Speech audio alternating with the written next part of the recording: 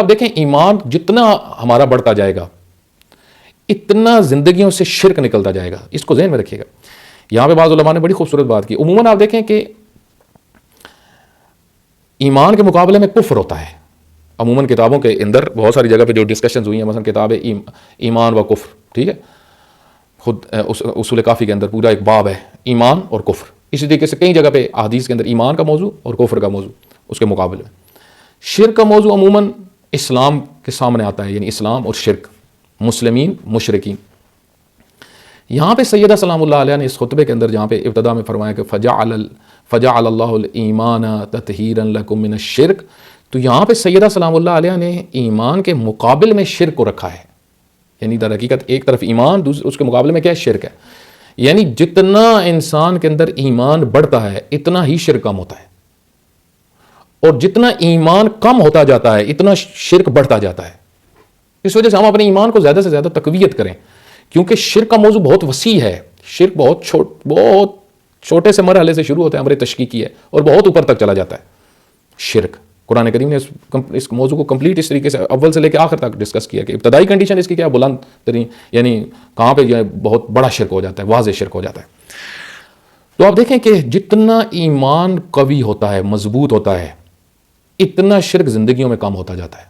لیکن اگر خدا نہ خواستہ کسی کا ایمان کم ہو، اس کے درجے بہت کم ہوں، جس طرح بعض روایات میں کہا گیا کہ ایمان کے 10 حصے ہیں، بعض میں 7 حصے ہیں، مختلف جو روایات ہیں، تو یہ در حقیقت ایسا نہیں کہ اس کو حصوں میں تقسیم کیا گیا. یہ ایک اشارہ ہے کہ ایمان کے درجے ہیں، آپ نے ان مضبوط درجوں کی طرف آنا ہے. تعلیمات دینی کو آپ نے اپنے قلب میں اتارنا ہے، ان کو سیریس ہو کے قبول کرنا ہے، اور آپ نے اپنے دل کی گہرائی سے، ورنہ آپ کے اندر شرک ہوگا. اب دیکھیں منافق بھی مشرک ہی ہے. منافقت جتنی انسان کے اندر بڑھتی ہے تو وہ شرک کی طرف جاتا ہے انسان، اور یہ چیزیں ساری انسان کو کفریات اور ان چیزوں تک پہنچا دیتی ہیں. اس وجہ سے ایمان در حقیقت، ایمان وہ نعمت پروردگار ہے، وہ عظیم نعمت پروردگار ہے جس سے دل پاک ہو جاتا ہے، تطہیر ہوتی ہے قلب کی ہر قسم کے شرک سے. اس وجہ سے علامہ طباطبائی رحمۃ اللہ علیہ فرماتے ہیں کہ دین کی تمام تعلیمات جتنی تفاصیل سے بیان ہوئی ہیں ساری کی ساری توحید کی طرف پلٹتی ہیں. اگر آپ کا ان کے اوپر ایمان ہوگا آپ کی زندگی کے اوپر اثر بھی ہوگا.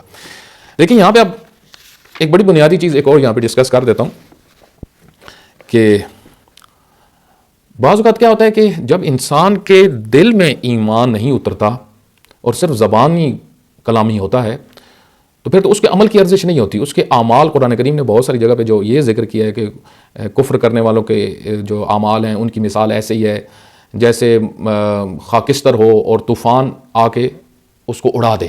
مثلا کسی جگہ پہ خاک تھوڑی سی پڑی ہو کسی پتھر کے اوپر، یا کوئی خاکستر ہو، تو جب طوفان آئے گا تو اس کا کوئی حصہ بچے گا؟ سب کچھ ختم ہو جائے گا. کفار کے اعمال کو اس خاکستر کے ساتھ تمثیل دی گئی ہے. کیوں یہ تمثیل دی جا رہی ہے؟ یعنی وہ جن کے ایمان، جن کے قلب میں نہیں اترتا، ان کے اعمال کی کوئی ارزش نہیں ہوتی. بہت سارے لوگ دیکھیں بہت سارے کام کر رہے ہوتے ہیں، جس طرح یہ ریاکاری کا مسئلہ، خود ریاکار کون ہوتا ہے؟ جو مومن نہیں ہوتا.